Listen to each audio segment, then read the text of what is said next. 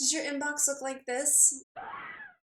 Oh my gosh, that just gives me heart palpitations. I'm going to show you how to handle email overwhelm in 5 simple steps that kind of become addictive once you get started with them and you start seeing that number go down. So hit the subscribe button, give me a like, drop a comment below, let me know how many emails are in your inbox right now, and then let's dive in.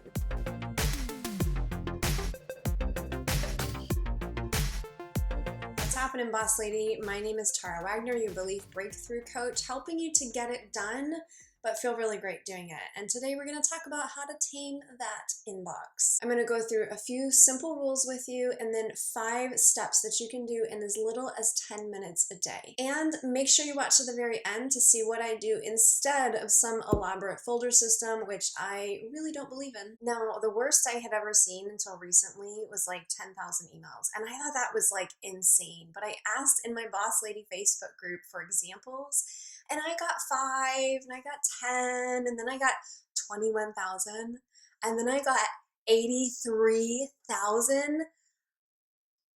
As soon as I saw that number, I literally almost had a heart attack, because if I had ever seen that number in my inbox, I think I would just quit. I just couldn't even.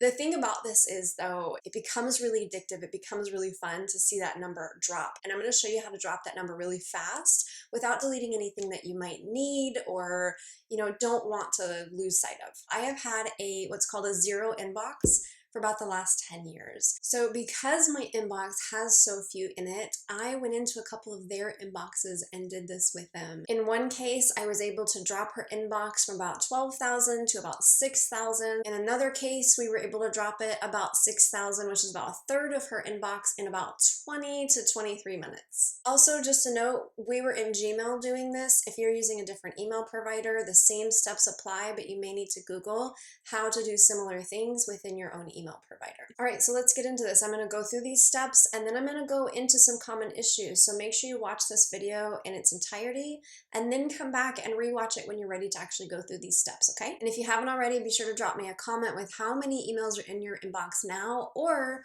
what's your goal? Like, what would feel really good to be able to get your inbox down to over the next week? Step 1 is to set a timer and to challenge yourself to get through as many emails as you can in that time. I recommend starting off with 10 minutes. I also recommend that you write down your starting number of emails and your ending number of emails just so that you can track it, so that you can challenge yourself every day to beat that number. All of this hacks your psychology and your motivation to allow you to get past that procrastination, or let's face it, straight up dread, and just get this thing done. So we're keeping it small, manageable, and creating a little bit of element of fun to be able to get you a little bit more motivated. Step number 2 is to choose one email. Just one. Now, I personally like to tell people to choose one that you know you get a lot of, like maybe those craft store ones that like to send them 3 times a day, because you're going to see the biggest drops in that number and it's going to be super, super motivating. Now, you're going to find certain types of emails over and over again that are the biggest culprit in your inbox. The first being social media notifications. And your first step with this is to turn those bees off. Turn them off. The next one you're going to notice is things like receipts or bills, and I recommend doing a search and saving all of those directly right away, first thing, before you do anything else. And the third is going to be subscriptions, newsletters. And I recommend that you go through these on a regular basis and that you ask yourself 4 questions. Is this improving my life, inspiring me, helping me to meet my goals, and aligning with my values? If you can't say yes to those things, then that's something that it's time to just unsubscribe from. Sometimes you really have to hunt for that unsubscribe button, but whatever you do, do not just click spam. This does not guarantee that it takes you off of their list. It does not guarantee that you will not get these emails in the future. That said, if the email looks questionable, if the email address looks questionable, obviously don't click anything. Then you do want to send it to spam. You don't even want to reply back to those emails, simply because that tells them that there's a real person at that email address and they could end up selling your email to other people, and then your inbox is full of emails again. So that's step number 2, just picking an email and unsubscribing. But do not delete that email yet, because that leads us into step number 3. Step 3 is to take the email address from the email you just subscribed from, paste it into the search bar of your email inbox, Then click the drop down to choose to search only the inbox for this email address. You want to do this because otherwise it'll search things that you've maybe put in folders to save, and then you can wind up accidentally deleting those with the next step. Step number 4 is to click the select all and look for an option to pop up that allows you to select any other emails that match your search. You want to click this. If you don't, you're going to have to scroll through every page to delete 50 at a time. And if you have something like 2,000 of a certain email, trust me, you don't want to go through those 50 at a time. Step number 5 is the most gratifying step of all. It is to click the little delete all button. However, before you do this, depending on the email sender, you may want to do a quick scan, make sure that you're not deleting anything that perhaps you want to save. That's it. Those are the 5 steps. Open, unsubscribe, search by email, select all, delete, lather, rinse, repeat. But here's where you might run into problems. What we found when we were searching for all emails is that for some reason it wouldn't pull up all emails. Try to come back the next day, try it again, see if it's working that way. Also be aware that some companies send their newsletters through multiple email addresses or multiple lists. This is why we search for these emails by email address and not by keyword, because you don't want to delete a bunch that maybe you haven't unsubscribed from yet. I also ran into the issue of Gmail kicking me out because of what it called unusual activity. So this is why that time limit is also really helpful, to make sure that you're not freaking out the security on your Gmail account. Because seriously, if you haven't deleted emails in 10 years, of course they're going to think that you're hacked.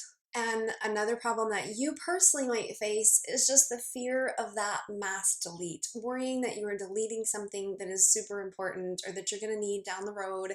I know it can be a little bit nerve-wracking to let go of all of these emails and worry that, oh my gosh, I need to go through each one, and what happens if, deep breath, you got this, you can do this. It's gonna feel so good. It's gonna feel amazing. Lastly, I wanna answer the question, what do you do with the keepers? The things that you want to keep or the newsletters that you don't wanna unsubscribe from. Do not waste time with some elaborate folder system. It actually takes more time to file things into folders and to search through folders than it does what I'm gonna tell you to do. I recommend that you have 2 folders. One folder is just for receipts, order confirmations, things like that that you may need for taxes or you may need for reference later down the road. Then I recommend a read once a week folder. I use this folder to auto-filter certain things directly into it that I want to read, I want to keep, but I want to read on my schedule. I don't want it distracting me when I'm there to do business. You might find it necessary to have 1 or 2 more folders, but I just want you to be careful adding more because it gets out of hand really, really quickly. So you may have a temp folder, you may have a swipe folder, you may have an inspiration folder where you're just sending positive emails that you've gotten from clients or customers. All of that's okay. Just make sure that you're very intentional with your folders and don't folder everything that you don't need to. Just click that little archive button. That's all you need to do. All right, so now you know how to handle the email overwhelm and clean out your inbox, but what about keeping it clean? I'm going to come back at you next week with part 2 of this video where I show you how I have maintained a 0 inbox for the past 10 years, and I promise it's easy once you know a few rules. Also, in my Facebook group, I am challenging everyone to tackle this together. So be sure to join through the link in the description below to get support as you are cleaning out your inbox this week. Now I want to hear from you. How many emails are in your inbox? And if you are up for the daily 10-minute challenge, comment below with challenge accepted.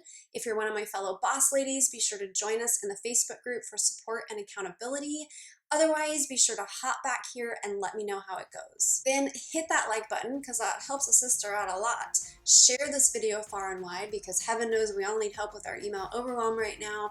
And hit that subscribe button, maybe even the bell for notifications, because not all notifications are bad, right? If they're emails from people that you really like. Anyway, thank you so much for watching this, and I will see you next week for part 2.